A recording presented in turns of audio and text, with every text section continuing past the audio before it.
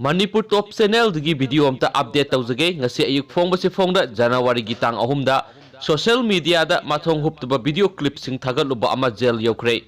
Social media ama oiriba Facebook ta child pornography photo ama sum video clip sing thagaluba lilongi khekman amaksamdagi MD Wahijuddin sai kungani pan apokpa MD Zamoratpu cybercrime matung CGM Imphal West ki muhut siliba JMIC da putoklaba matung ngasi jail la thajinkhre.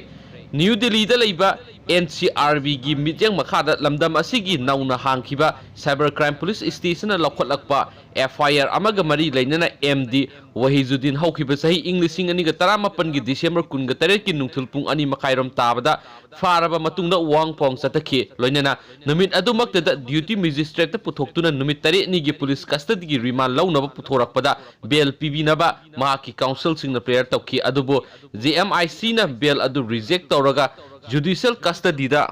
jail da thajin khibane police na lokholakpa investigation aduga mari leinana JMIC da additional PP na pikiba mahaki submission da mamang sahigi April 19 da MD Wahijuddin na Facebook account ta MD Samukhan Samu haiba sajinaba maming da hangba account amadagi child pornography photo and this video sing thagalakhibane MD Wahijuddin asi makata na thigatlubada Thangal Bazar gi social welfare office lairiba Alugali da leiba Elia Khan Koba Dukan amada salesmen oina leiba miyoi oiramki miyoi asi mahakna pairamba mobile handset ka konana phagatlaba matungda wangpong sathaki mobile phone asi dagi atopa miyoi sing Facebook ki messenger da photo sing thakibagi khudam phangki thagdo asigi matangda JMIC na mara leire hairiba asina